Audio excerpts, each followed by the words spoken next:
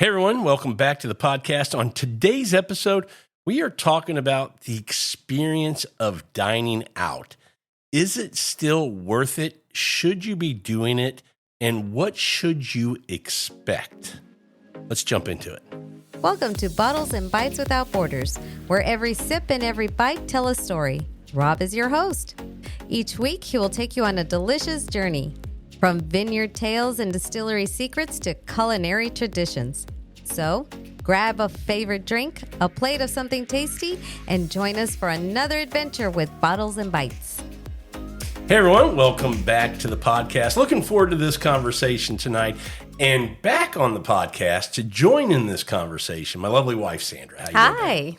You ready to have this talk, this kind of rant, this kind of venting from me? Because that's a little bit of what this episode might turn into. Well, I hope not. We'll see. Here's what we're doing. We're in Facebook groups, and a lot of them are related to food and wine and different things like that. And there's always a lot of, I'm seeing it more and more and more, these postings, and we experience it. We have our own feelings on going out and seeing these experiences of the dining experience. Did they enjoy it? Was it worth it for them?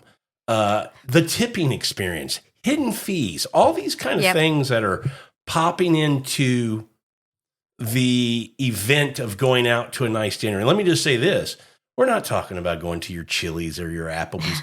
This is a conversation about talking finer dining. I don't want to say like 3-star Michigan. Fancy dining. But where you go with an expectation, not just of good food, but of, experience and atmosphere and service and things like that. So we're going to jump into all of that in this conversation today. Okay.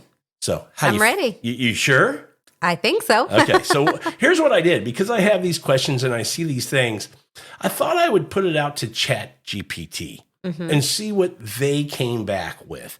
And we're going to go through some of the questions I asked, some of the responses we got from ChatGPT, and kind of how we feel about the responses. Do we agree with them? Are we on that side, or do we kind of have a little bit of a disagreement for whatever reason? So let's start with the first topic. And I'll just tell you, we're just going to go through 4 of these. We're going to go through what makes a dining experience worth it, value in dining out, tipping expectations today in America. And then the last one I put in was, what can restaurants do to bring more people in? Which I thought, let's put it in the perspective of the restaurant. What can they do? Okay. So on the first one, I put, what makes a dining experience worth it? And ChatGPT came back with, a dining experience is worth it when it goes beyond just eating. It should feel special, memorable, and satisfying in ways that justify the time and the money you spent at the restaurant. And here's what creates that magic. Okay, well, that's a setup. Yeah, it sure is. And I'm almost agreeing with ChatGPT. I am 100% agreeing with ChatGPT on that. Yeah, I think a dining experience needs to go beyond what you're expecting. Yeah. It should wow you. And let's start by saying, you and I have had I think a lot of people, and that's why we're doing this episode, but experiences have went down. The satisfaction, the enjoyment, the overall environment and feeling good about being in that place has went down. Sometimes we get good food, but we go, man, it was good food, but the experience of being there just I see where you're didn't going. rise up to where we made it a great night. We went, food was good, but I didn't have a good time. Right. And we see that more and more. And I only say that to say, when I see things on Facebook groups about tipping, there's a lot of times where something will get started with, I didn't tip and here's why. And it's usually service related, not food related. Right. A lot of people defend the servers and say, hey, they don't have to, they don't have to service you. This is their livelihood. You just need to pay them. Right. There's this kind of expectation. And I kind of disagree with that. I think when you're going out to a nice restaurant, there's this level of service that you expect. Absolutely. And I think dipping is just, I think in itself, just a whole different conversation. Yeah, we're than going to the whole jump into dining that experience. in a minute. Yeah. Yeah, that's a whole. I was kind of topic. leading there and probably getting a little ahead of myself, but I just wanted to say that to me, there's two things that make a night out at a nice restaurant worth it, and that's one, the food, and there's different things, and we'll get into that. And two is the overall experience, how you were treated. Yeah, okay. I agree. So when we asked this to ChatGPT, and they, feel special, memorable, satisfying, justify the time and money you spend at the restaurant. Well, they said the food, more than just a meal. You want to notice that they're using quality ingredients. Diners can taste the fresh, high quality, and well-sourced ingredients. I agree with that. Oh, I totally agree with that. Yeah. Totally agree with that. That you can taste the quality of the food. Absolutely. I do too. And the second one really hit a sweet spot with me, which was balanced portions. And that was, no one wants to feel stuffed or shortchanged. And I'm on the other side because I don't want to feel shortchanged, but there are some places that just go overboard and they think it's a thing to go. I mean, it's like just, you don't want to see your plate covered in food. Yeah. Yep. You really want it to look nice and just the right portion so that when you finish, you don't feel like it says stuffed. That's funny you say that because we just recently went to a restaurant where we celebrated our anniversary, and it was all what do you call that? Well, we went to an omakase. Omakase, and so at first I was like, I guess I'm used to seeing all the nice sushi rolls out there for you to eat, and you've got 6 pieces. But when they came and served you one piece, I'm like, oh my gosh, I'm gonna get just one piece for each thing. I'm not gonna get full. The problem is, you get 17 of those. I know. That's the difference. Yes, patience, young I Jedi. know, Yeah. but that's a lot of how I think Americans eat with their eyes. And so if they want to see the bigger portions, we're all about big portions, but it's not necessarily what will give you the great experience. You want some more smaller where you're not going to feel so full. I agree with you. I think overall in America, that's probably to a large degree true. People base value on what did I pay for it and how much food did I get for that price. I think I may have used to be that way when I was younger, but I think I've grown out of that. And I would say I'm more, and when I first read this, the balanced portions just really struck a chord with me because I'm really there in my kind of dining and eating kind of journey. I think a very balanced meal.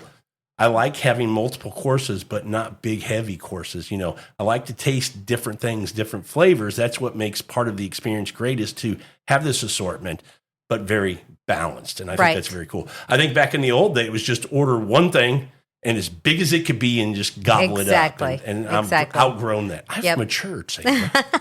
Yes, you have. So balanced portions, consistently excellent execution. And what they say here is that every dish should be as good as or better than expected, with flavors that stand out. So I think that's a great point. I totally agree with that. And I always take that to heart, not necessarily with food, but with a cocktail. If you order a cocktail and you like it, and then you order a second one, that drink should be the same as the first one. Okay, you're talking more consistency yes, there. Very consistent. And that's I think this is talking. No, this is talking more of if there's a description of think about a description of a meal. Hey, you're going to get this with this flavors and this juicy and this on the side. It says every dish should be as good as or better than expected, with flavors that stand out. Okay. Well, then maybe I am getting ahead of myself. But yes. Yeah. I figure it goes with the same thing with the food, because if you've been there once and you're like, oh my gosh, I just love the risotto there was just phenomenal. The second time you go, it should be just as good as it was the first time you went there. So agree with you. Same thing. Yeah. I just think I was just using a cocktail instead. Well, you might be getting ahead of the process because that might be coming later. But that's all right. That's all right. But I do agree with you. When they say consistency, I think that applies there too. I mean, you want every time you come and experience a dish that you like, you want it to be as good the next time or better than it was the first time. Correct. I agree with you. So But I do agree that, how many times have we ordered something and you go, man, it sounded so good on the menu and it looked, described it like this. And then you get it and you go, really? Yeah. It said, It's happened many times. Something with, steak and shrimp. And you're going, okay, I'm probably going to get, some shrimp in here that's this big, 3 or 4 of them, and you get one little shrimp or something. You go, well, that's a little disappointing, things like that. So I agree that the way they describe a dish, I think it's a very good point. Something I don't think about a lot, but I do react to it, but I haven't really thought about it, that it should come out as good or even better than the way it's described. Yeah.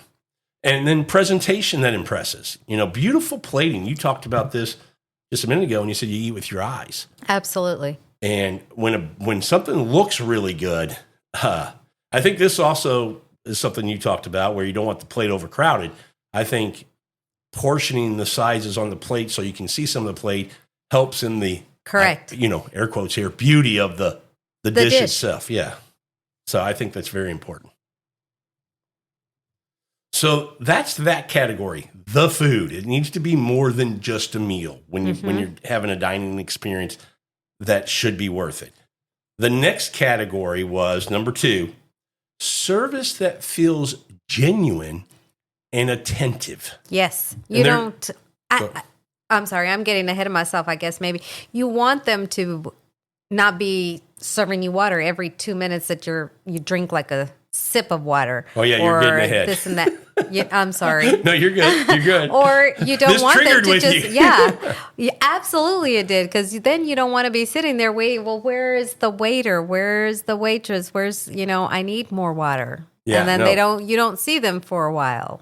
Well, so, that was a trigger for me. We're going to go through some of the bullet points it has. It has 4 of them again, and each one of these it has 3 to 4. Warm and welcoming staff, a friendly greeting sets the tone. Absolutely. I agree with that. Knowledgeable servers. Staff should be able to explain dishes, recommend pairings, and personalize the experience. I agree with that. So, and pacing matters. No one likes to feel rushed or forgotten. Well-timed service makes a huge difference. Yes. And that kind of gets to your point. Yes. Yeah. I think for me, right when you walk in to the restaurant, that will set the tone. If you've got somebody there greeting you and friendly and attentive, it sets the tone for the whole place. You're like, okay, this is going to be good. And then you just keeps going from there. Once you get to the table, the wait staff, whoever's there, your drink order, it all sets the tone. I think right when you walk in, whoever is there at the restaurant always sets the tone for and then the last place. Bullet point in this category for service that feels genuine and attentive, personal touches. Now, this says remembering a guest's name. Now, if you come to the restaurant multiple times, I get it.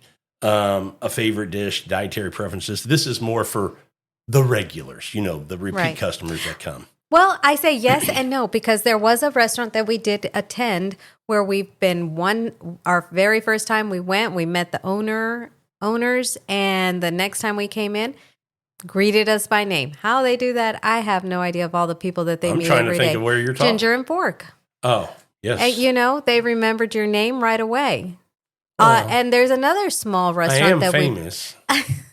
There was a small restaurant that we went to, a dumpling place, where they may not know our name, but they remembered us every time when we came in. Welcome back. Yes. And so that's important. It makes you...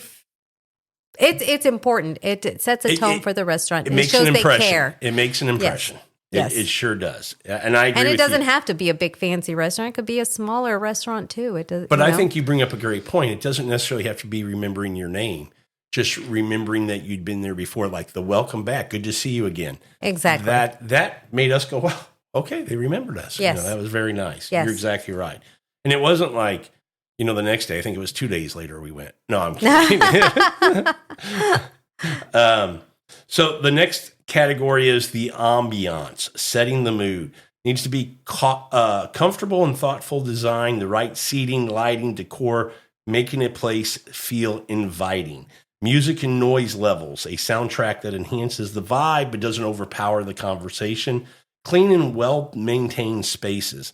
The little details, clean tables, well-kept bathrooms, show a commitment to hospitality. Yes. And I do think of one restaurant in particular that we went to for a birthday party. And it was a big party of us. And it wasn't a small restaurant. It was a pretty nice size restaurant. Very nice, fine dining type. And a lot of people in there. But the mood was fabulous in there. I think the music played very nicely. The lighting was great. The hostess was wonderful. So was the wait staff. And so I agree with that 100%. Yeah, and again, we're on the topic of what makes a dining experience worth it. And that's where, getting back to the Facebook groups, that's primarily where I see this. Sometimes on X or not too much on Instagram, really Facebook. People really push back. I mean, they really think that you should just be, just go and whatever it is, just pay and tip 30% and come again. Don't stop coming because they need you there. And they've lost sight of a service, hospitality. Yes. We just heard that word, a commitment to hospitality. I think a lot of places have lost sight of hospitality. And I'll be honest and tell you, I'm tired of the excuse, well, we can't find good help. Right. Well, for me, I think I would maybe let go of maybe some of the food if it's not the best food or something. If I feel like I had a great experience with the people, sure, all of that, the hospitality, the ambiance, all that, I would maybe pass if the food wasn't that good. If the food wasn't like, oh, it was blow me away food, then I might still go to that place and consider it was a great experience because the food maybe wasn't the big star, but I really liked the atmosphere. But what I'm going to say to your point is we always give a restaurant a second chance. Yes. If the food is not, it has to just be horrible for us not to go back. Correct. Because we understand that we don't know what's going on in the back of the house. It could be an off night. Chef could be sick. Somebody's trying to fill in. We'll give them a second chance. Right. I get your point. Yeah. But I think what you're saying is if the food's outstanding, but the service sucks, we're not going back. No. Would you agree with that? I would probably agree with that because I don't want to feel. Well, you want bang for your buck. You want to feel like you're getting. If it's a place where you're spending some good money, you also want to be treated nice. That's part of what you're paying for. Mm-hmm. You can get a steak at Texas Roadhouse, a ribeye, but then you can get a ribeye at Papa's Brothers Steakhouse here in Houston, which is, high-end steakhouse. And I expect to pay more at Papa's, but I expect a different level of service too. Exactly. And that's the point of this. I think a lot of the folks in those mid-tier restaurants to the nicer tiers have lost a little sight of their obligation to create and give this experience as well as good food to the clients versus just you owe us because we're trying to survive. I know it sounds kind of harsh that I'm saying that, and I don't want people to get us wrong. We're I'm not trying to toot our horn, but we're good tippers. Yes, we are happy to tip, and we went out to a new cocktail bar this past Saturday. Our beer garden here in Houston that opened up. Really cool spot. And we had a bartender that was just awesome. Yes. And we had a couple cocktails each, and it was like a $56 tab. And I ended up leaving a $30 tip because he made it. He was so cool to just sit there and talk to and hang out with. He would talk about some options for drinks and give you a little, here's a sip of this one. Tell me if you like this gin better than this gin. Right. Do you like the botanical or do you like more of a dry? He was very attentive. Oh, and it made the experience and then ultimately getting a cocktail that you just loved really, really good. And so we like to tip and we appreciate service like that. So when you hear me make these negative comments, I'm making it in a way that we've had too many experiences on the other side where we go out to a really nice place and you spend $400 for dinner and walk out going, well, that sucked. That's what we hate. Yes. So that's ambiance. The other one that they talked about was drinks that complement a meal. And that's a big one with me because that gets into the wine world. We are big wine folks. people know who listen to this. There's a lot of restaurants we go to that have a certain style of food or have gone to that don't have a wine list that complements the type of food they're serving. And I don't, again, we're wine people, so we might be looking at it. We probably are looking at it from a different lens, but we want wines that kind of make sense with the food that you're serving, not just wines that are popular by Cabernet and Chardonnay or whatever, just because that's what people know. And I get that's probably why they're doing it. They want wines that people know because that's probably what they're going to order. But if you have unique foods, this gets back to the staff being able to explain and talk to you about pairings and why the wine list is built the way it is, especially if you're going to a nicer restaurant. Right. You do need something because that'll change the whole experience of the food and the drink. Yep. If you have a really good steak, you want something really good to go with your steak. Or if you're having a fish, you want the same thing or whatever it is. If you're having Cajun, you want something to go with that. Or, you want something to complement the food because if you taste your food is really good and then you taste the wine, it's like, doesn't taste very good. Although the wine could be really good, just doesn't complement the food. Yeah, absolutely. And this says kind of what we're talking about, a well-curated beverage menu, whether it's wine, cocktails, non-alcoholic options, drinks should enhance the dining experience. Totally agree with that. Right. And so far, I kind of agree with what you ChatGPT. ChatGPT has We're come aligned. up with. Yeah. Thoughtful pairings, wine and cocktails elevate a dish. It creates more immersive experience. Unique and creative offerings, signature drinks, local selections, maybe a special in-house cocktail that's been created, something like that, which is very cool. Yep. And so, unique and creative offerings. I like that. Special drinks, something that's unique and different. Oh, yeah. And then we'll finish up with value that feels justified, right? You want to leave going, hey, that we spent $300, but it was worth it. That was fantastic. Yeah. Like our first time to that omakase. Oh my God. Love that. Yeah. Love that experience. And I would do that again. That was fabulous. There was only one part of that experience I did not like. What was that? And it's why I'm the wine snob. The glasses. Yeah. We went with some friends of ours and I was like, well, I'm going to bring my own wine glasses because I do that to most places because I don't trust them. And he was like, oh, they got wine glasses there. And we go there and it's a little we glass, took a really nice wine. And again, we got stuck with these little, I'm just going to say it, shitty ass wine glasses. And I was a little bit frustrated with that. Yes, you were. The experience was good. But, you go to a nice restaurant, you're going to eat some nice, omakase. It's BYOB place. But they say they have wine glasses. You want the and that's another point in talking about this. When you go to a nice restaurant, you want the right glassware, whether it's a glass for wine, whether it's a cocktail glass, the right kind of for the different types of cocktails, whether it's white wine. If I'm going to have a pour of whiskey, I want a Glencairn. I don't want it in a rocks glass. So veering off there kind of got us to another point. Glassware at a nice dining establishment needs to be thought of, and a lot of places don't. To ChatGPT. Yeah, we need to do that. The next thing we're going to talk about is value in dining out. And I asked the question to ChatGPT, what makes a restaurant a value for dining out? And it said value in dining out isn't just about price. It's about the entire experience feeling worth it. Here's what makes diners feel getting real value when they eat out. Eat out? That's what she said. Oh, stop. Okay. Quality and consistency. High quality ingredients, consistent execution.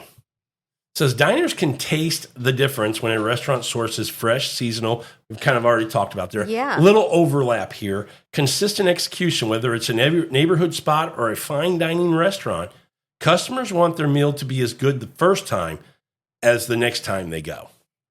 So Right. I agree. And here we're talking about, in this one, it mentions fair pricing and transparency, which I think is a very important thing because you don't want to be surprised. I hate like when they say market value.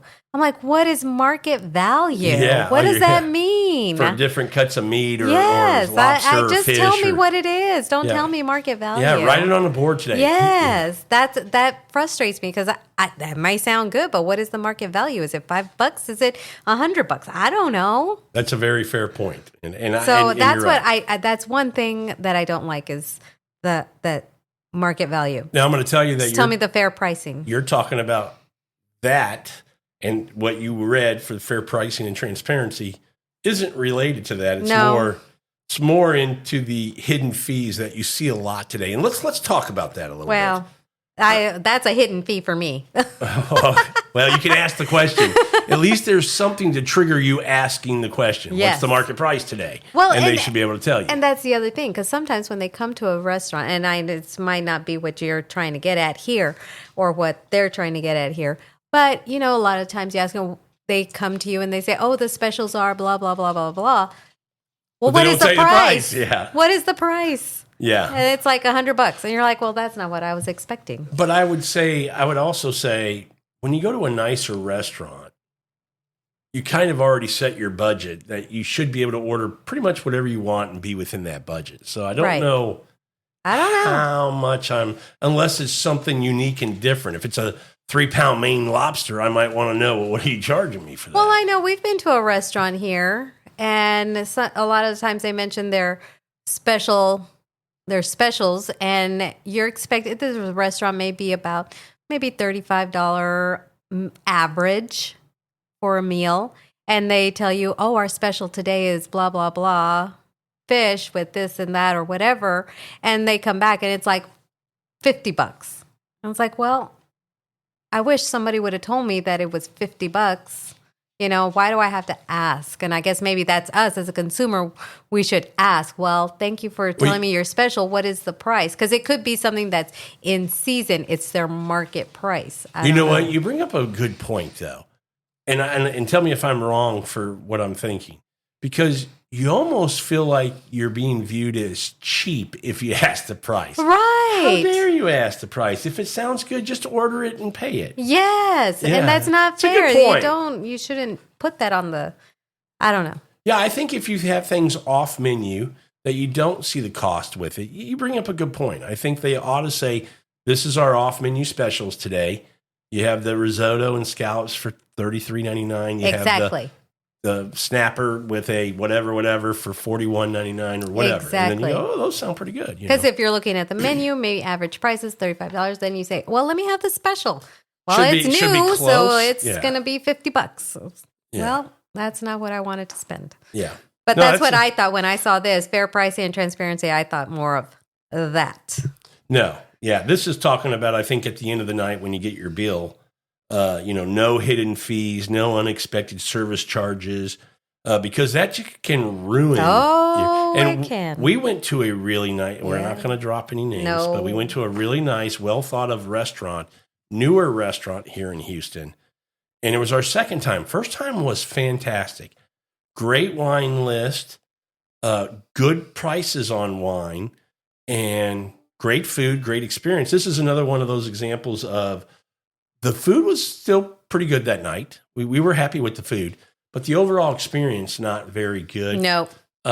They recently had hired a sommelier, I'm doing air quotes, and now the bottle of wine that we used to buy went from $80 to $220 a bottle. Because why? Well, we have a sommelier now. Well, how does that make the wine better? It You doesn't. hired a sommelier, so I'm paying 3 times more than what you wanted me to before. Anyway, just a bit of a rant. Yeah. We see that at a lot of restaurants where they have a nice wine list. They don't have a sommelier. They hire a sommelier. Now that wine list just tripled. Exactly. And it's like, I talk to the sommelier and I go, I know more than that person does. And it's like, you're not bringing any, and again, you might have some value for some people, but I don't think you have 3 times the value. No. I mean, I don't think charging $80 for a bottle of wine, now you hired a guy, you're going to charge $240. It's to cover him. But that doesn't make basically sense. what it I is. think you're going to see most people who are the average wine consumer just not order. And by the way, that night I went pass. Didn't have any wine that night. We ended up going to a wine bar. I think you ended up getting a cocktail. I did. And we called it a night. We did. The other thing I want to say is they changed their menu. And they went to this, well, you have to order they had like 5 sections, and they had like 4 options in each section. And you had to order one from each of those sections. Right. And if you remember, you talked about earlier about feeling rushed or neglected. Oh, yeah. Holy cow, this is a fine dining. We spent it was terrible. $350, and we were out of there in 40 minutes. And the crazy thing is that for our first time there, fabulous experience. Took Fabulous, our time. And it was wonderful. Met the chef and owners. And we said, let's go again. And this was maybe about a year later. We decided to go revisit again. And it had changed. Yep. Tremendously. Let me ask you this as we're going through this. Do you think, a lot of folks are having these kinds of experiences with restaurants and getting frustrated, kind of like we do? I would say we have more misses than hits on our dining experiences as far as overall value, service, food, everything kind of falling into that's a win kind of category. Really? And that's funny you say that, because I think we've had, as more recent, in the last couple of years, I think more hits than misses. At fine dining? Or are you talking? Yes. Name me 3. I will tell you, the Traveler's Table. Okay. I thought was one. The Omakase. That was Restaurant Week. Yeah, but I thought the experience was fabulous. That was great. It was really good. Okay. I would go back again. The Omakase, yes. The Omakase. Well, and what I was going to say is Asian food excluded, because those kind of seem to be where you always get a win. Not necessarily. Where don't you? Not necessarily. I can't think off the top of my head, but let me try and think. There's the Doris. I thought for that birthday party, I thought that was a really great experience. And then there was the one in Austin. The Odd Duck. Wasn't, yeah. Yeah. I think we've had quite a few more hits than misses. There's been some misses, and maybe from your experience, you thought some were misses, and when I thought my experience was a little different. So overall, you think the restaurant, me talking about all this, why are we even having this? No. I'm just saying that I thought we were just covering like things that you should, this are what we look for, what people should look for. But do you think restaurants are hitting all these things? I mean, the experience in restaurants are like middle restaurants. Think about Chili's and places like that are closing down. Yeah. They're shutting down. Yeah. Higher end aren't having people come as much, and there's a few reasons why. Well, and I think one of the reasons why is I feel COVID has changed a lot, where people started to do more cooking. Well, that's what I was getting to when I was talking about this. When I asked you about, do you think people feel like we do? I do. I guess that's what I said at the beginning. I'm the one ranting here. You're Miss Positivity, glass half full. I'm always glass half empty. I'm looking to be wowed every time. And I know, and I'm just like, okay, let's see what happens. I start right here. Yeah. You're starting way up here and knocking things off. I'm right here and adding things. Anyway. So I do agree with you that's kind of what I was getting at, was the cooking. People are cooking more at home, but I think there is frustration with going out. I think the hidden fees, I think we've seen it. The same restaurant we're talking about, we got our bill and there was a $15 back of house fee. Yes, there was. We've seen a health and wellness fee for $18 on a charge that we're going, where does this come from? Well, it's so we can buy insurance for our employees. What's that got to do with me? Right. Those kind of things. I think people are seeing this, and because of inflation, the cost of labor, the cost of rent, so their prices have to go up for restaurants. I get that. But they better also elevate their service and the experience, or we don't think there's value in that anymore. That's my point. Okay. No, I get your point. I understand what you're saying. Is that, and I agree that there is all the hidden fees make it for a not so pleasant experience. Yeah. And that's more for me, more the hidden fees. I'd well, rather it's not, be more it's transparent. all of it. Yes. If you don't have a staff member, a waiter or waitress that's helping you, that's knowledgeable, that can guide you in making a decision that you're happy with, right, that matters. If you don't have a waiter or waitress that has a friendly, engaging personality, that matters. If you don't have a waiter or waitress that is attentive to you and comes back, talking about, like we did earlier, the timing parts of it, that matters. I mean, again, back to this restaurant, we were ordered a dish and we were not even finished yet. And they're like, hey, we have your next one up. Yes. We're not ready yet. You're supposed to wait until we already cooked it, so it's coming. And it's like, well, hold on a second. Right. Things like that. That just, I think you're seeing that more and more. And again, my opinion, it's a lack of valuing the customer. And more about the dollar. And just an expectation. Well, we're in the restaurant industry. You just owe us. If you come through our front door, just pay. And there's no, and don't tell me we can't get labor, we can't do this. Hey, every time I go through Chick-fil-A, they're awesome. And that is, they're not paying as much as these restaurants, or there's not the earning potential. And I say potential because you don't just get a tip, you earn a tip. Right. And so somebody working there has the opportunity to have good earning potential. Too many times people go, well, you don't know the cost of living. And that's the other thing. I told you I'm going to get on a rant. I know. You're going to get on this well, let's just jump to it. Let's just jump to the tipping. That's the next one on our list, because I was getting ready to go there anyway. So it's a good transition.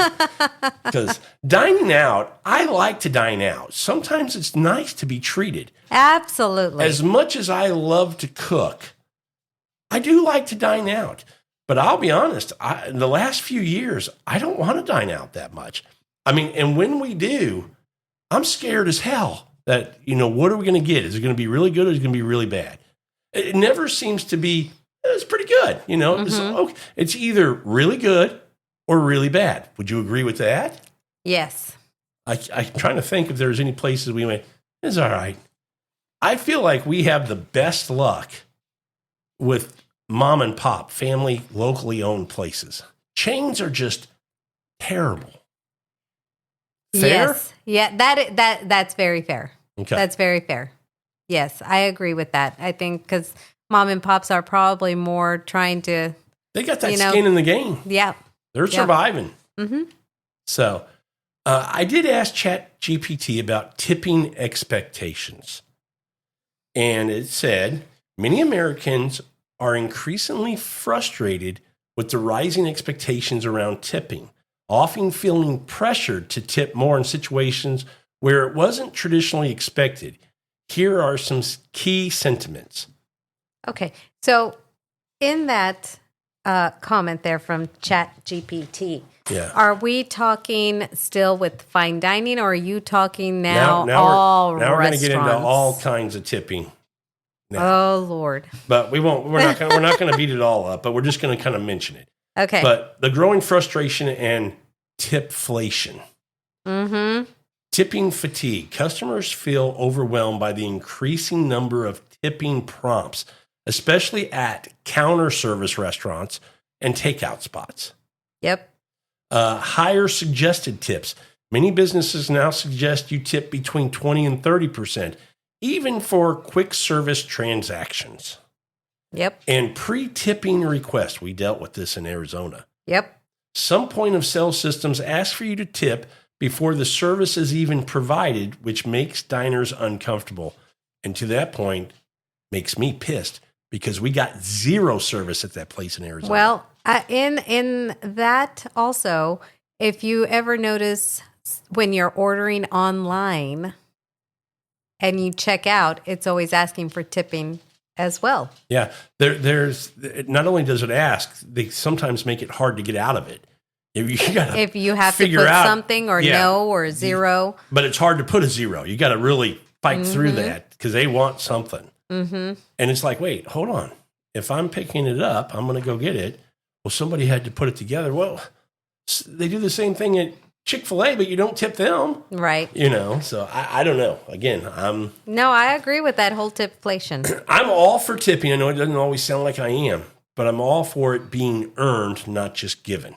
Right. Well, it's the old what's in it for me. If I'm giving you money, what did you do for me to earn that money? Yep. And as I've always said sometimes that I wonder if it's part of that POS system but I don't know if that's something that's controlled by ownership or okay. the store or whatever. They can make it whatever they want.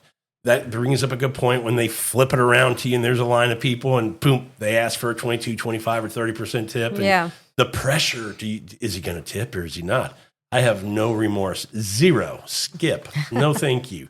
You did nothing for me. When you give me a little buzzer and say, when it buzzes, come up and get your food. Exactly. What am I tipping you for? Mm-hmm. Anyway, you guys can tell I have some feelings on tipping. No, then you're not alone. Confusion over when to tip. Fast food, self-checking tipping. Many Americans are unsure when they are being asked for a tip at fast food chains or self-service kiosks. Mandatory service fees. Some restaurants include service fees, health fees.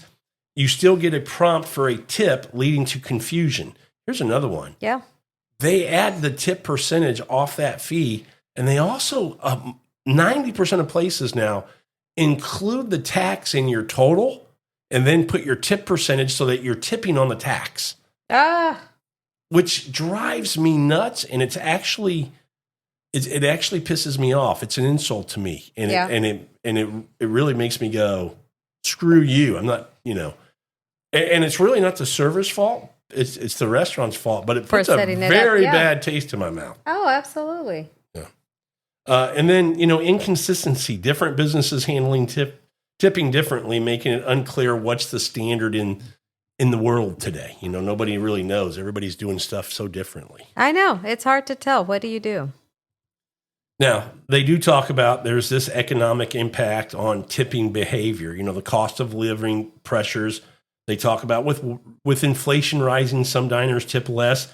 This is the reverse, right? They're asking you to tip more because of inflation, restaurants. But this is saying a lot of people are tipping less because they simply can't afford it. I've heard people, when this has been said in social media, then those people shouldn't go out to eat. If they can't tip 20 to 30%, they need to stay at home. I'm like, well, then, if you're going to make a nickel, that's better than making nothing. Because if everybody just stops coming, you don't have a job. That's right. I mean, I've also heard this. There's a lot of people that say, well, servers should just get a higher wage so that they don't have to worry about the tips. And I'm like, okay, I'm good with that. And I actually spoke to a lot of servers and said, would you want a wage that's more a flat wage, you don't get any tips, but it's a living wage. You can survive off of it. And they said no. Because they make more on tips? Now you limit what I can make. Right. So it gets back to, well, then earn it. Wow me a little bit, and Absolutely. I'm going to reward you. Yeah. This is the next one. Support for fair wages instead. More calls for higher base wages. We just talked about that. Right. Pushback against employer responsibility shift. Many feel tipping has gone from rewarding good service to subsidizing low wages. And that's exactly what we're talking about. Here's the other thing I think that hurts the service industry. This shared tipping. You all have to, at the end of the shift, whoever's working, you all put all your tips you earned into a bucket and then you split it evenly. To me, that's not fair. Well, if Betty's working really hard and she got a great tips all night and Susie isn't and got zero tips, now she made $100, she made zero, you put it in the bucket, they each get 50. Right. No, I don't think that's fair. However, what about the waitress who is doing a great job and everything, getting you your drinks, who she's not making your cocktails? So I don't ever not tip because of a cocktail. No, but I'm saying, so she gets her money, she gets her tip.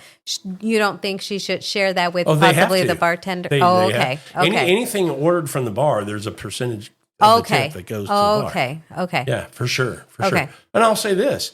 I also can recognize when we have a waiter or waitress that's overwhelmed, that they've given him or her multiple tables and they're running around like a chicken with their head cut off. Right. I don't penalize them for that. If it takes them a minute, when they come over and go, hey, I apologize. It's a little busy, but I'm going to get you taken care of. What can I get you? I'm going to bring you out some bread, compliment, Yes. And they make you, I go, nope, and I And tip it all them because comes to service. yeah, they do a great job. I don't penalize them for that because you can see that they're busting their butt. Right. So I'm good with that. And then they talked about still valuing traditional tipping. Full service restaurants still expect, most Americans still tip at least 15 to 20% for sit down restaurants, especially when they get good service. And that's my point. Percentages are supposed to be the equalizer. Right. If that dish used to cost $50, at 20% you got $10. Now it's $100. At 20% you get $20. Your tip went up. Mm-hmm. Just like if you go to a restaurant, we gave the example earlier of Texas Roadhouse for a steak. That steak might only cost $20. So now 20% you get a $4 tip. It might be a $60 steak at Papa's, and now at 20% it's a $12 tip. Both ribeyes. Right. So this idea that, well, the percentage needs to go up because of inflation. Wait, percentage is the equalizer. As prices go up, the percentage makes the tip go up. Correct. So I struggle with that argument. Yes. I don't think it needs to be. I think this is a carryover to your point earlier from COVID. I think we all tried to be as generous as we could, and we tried to order out and do more during the COVID years for the hospitality industry. And we tipped at a larger amount because so we now knew expecting. Now that has become the new standard, and they're trying to say because of cost of living, everybody has cost of living. Everybody has, are paying more for things, and a lot of their paychecks haven't gone up. So, exactly. Come on. And then recognition of hard work. Many acknowledge that restaurant staff depend on tips and don't want to shortchange those workers. So when you see them working hard, you're going to give them. You give them money. Mm-hmm. You reward them. Absolutely. I totally agree with that. Well, that wasn't too bad, Rob, on your tipping rant. Yeah, I just, again, if you earn it, you get it. Yeah. I just hate this expectation. I hate going to, Starbucks and you buy a $6 coffee and they ask for a tip. For what? They wrote it up and made it. You paid $6 for a coffee. What am I tipping you for? I have no idea. That's my issue is, it's a tip is for additional service. It's for going above and beyond. The cost of the meal covers it coming from the kitchen to my table. It's everything you do after that you're earning that tip.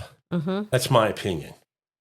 No, I agree with you. All right. The last thing we asked ChatGPT, what can restaurants do to bring people in? And the response was, restaurants can elevate the food and beverage experience by focusing on thoughtful pairings, seamless service, and a strong storytelling element.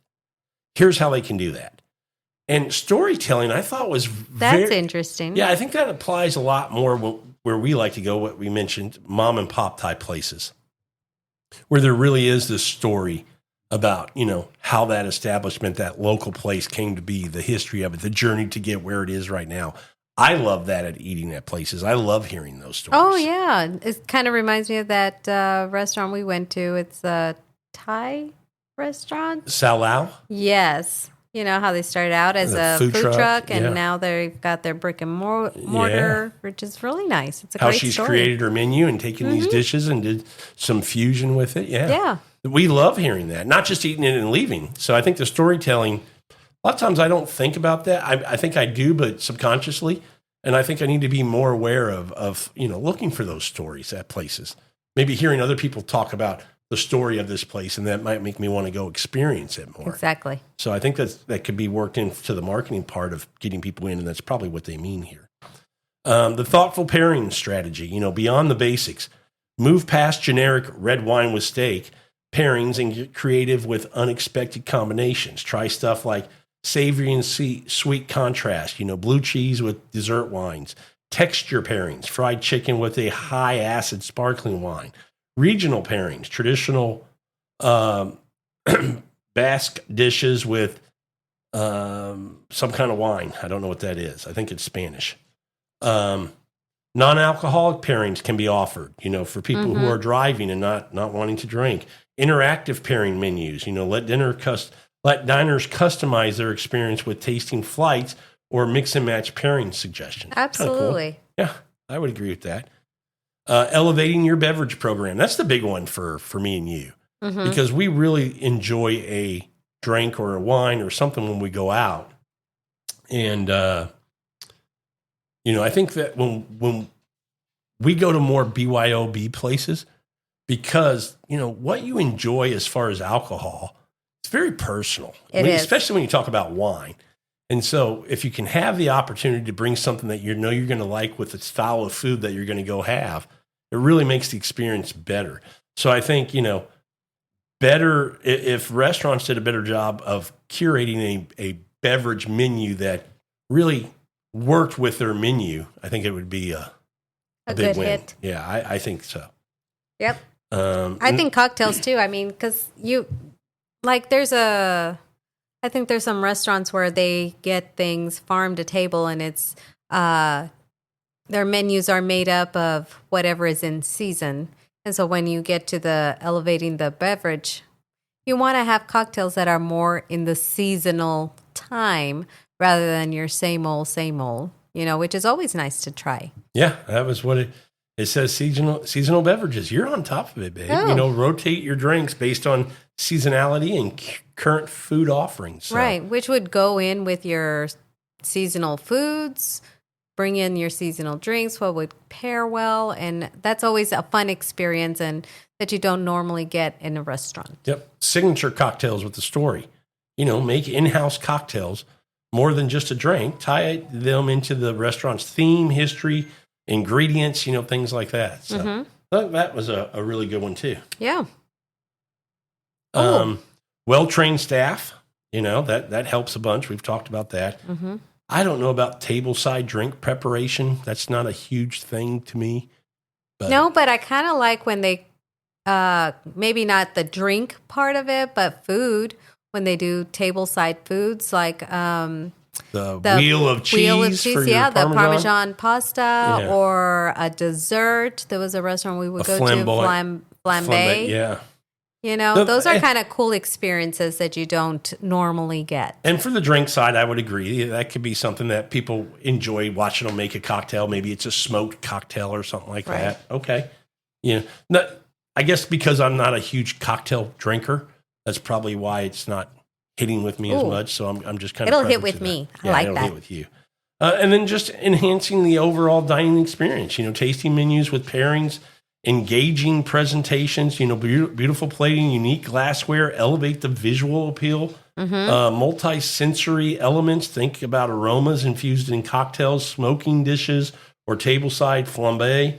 Yeah. Cultural and storytelling elements. So. Yeah. Creating a more immersive dining experience. Yeah, and I think, when they come up with their signature dishes, how did you come up with that? Well, when they create their own dishes, that's always fun. Absolutely. And then ambiance matches the menu. I like that one because too many times we go, you look at something online or a menu or something and you go, let's go check it out. And you get there and you go, well, the menu doesn't feel like this kind of place, Right. It doesn't feel like this place would serve this kind of food, that kind of thing. So I think that's a good point. Again, these are things that I have recognized and noticed, but not really thought about a whole lot. This is making me think a little bit more about that. I know. And then guest education, offer short but engaging insights about why certain pairings work, either on the menu or through the staff, which is a good one. And, have some exclusive or limited offerings of, whether it's wines or spirits or cocktails that you're doing specials on. I think that's a great idea. Yeah. Yeah. And the last thing it talks about is adapting and changing to customer preferences. I think that's important. Whether it's, they want more low alcohol or non-alcohol options or, more local sourcing or personalized recommendations. It's funny you bring up those non-alcoholic options because there's so many times there are people that do enjoy a cocktail, but they don't want to drink the alcohol or they don't want to feel like excluded from the group. And so when you have a really good non-alcoholic option is always really nice. I agree. I 100% agree. And it could be that Well, Because you don't want to feel left out. Well, not just left out, but if they're the one driving, but they just may not want to drink. Right. And you still can feel like you're part of the festivities and stuff. Exactly. So I will say that I've seen, because non-alcoholic drinks are becoming popular, they're as expensive as a cocktail. And I don't understand that. I don't either. It's usually the alcohol that goes in a cocktail that drives up that cost. But I see these non-alcoholic ones that are $18, $20, $22 on a menu, and I'm like, well, I wouldn't want to pay for that. that's what I'm kind of getting at. So I think, restaurants need to be mindful of that. I think because there's a demand for it, maybe people are willing to pay it, but I don't know that will last, because again, they're going to have it and go, I don't know if that's worth $22 or $18. Right. So I don't know. You would want a price point where, again, they feel like they're getting bang for their buck. Exactly. Yeah. Exactly. Well, did I rant enough on this episode? I think we both did a little ranting. I just think the overall experience of going out to dinner has went down for a lot of these reasons. I think a big one was what you talked about briefly, was people cooking more. When they stayed home during those few years of COVID, people cooked more. They watched more cooking shows, and there's still a ton of cooking shows on YouTube that you can watch. And cooking's fun. Having people over to your house, I'm not going to lie, I prefer that. I think you're not timed, you're not rushed, you're not pressured. I think, a lot of times my food tastes better. And sometimes I want to go out just to be served. This is true. I'll serve you. So, but no, I still like to go out. You heard me say that at the beginning. Mm-hmm. I just want to feel like I'm getting bang for my buck. I still like to go out. I just want to feel like I'm getting bang for my buck. That's all. I don't mind spending the money. I expect to spend more when we go to a nicer place.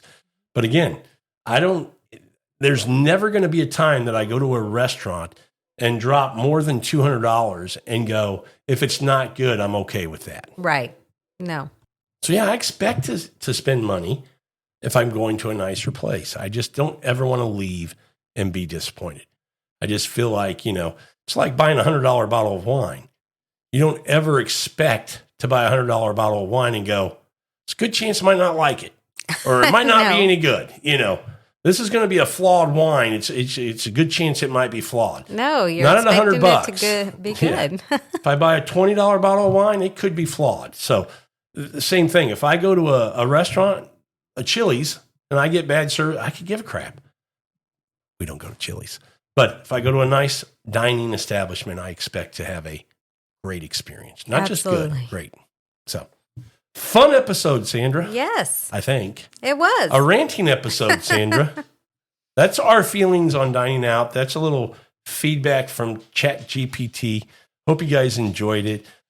We will see you maybe not see you, but we will chat with you on the next episode. Cheers, everybody. Cheers.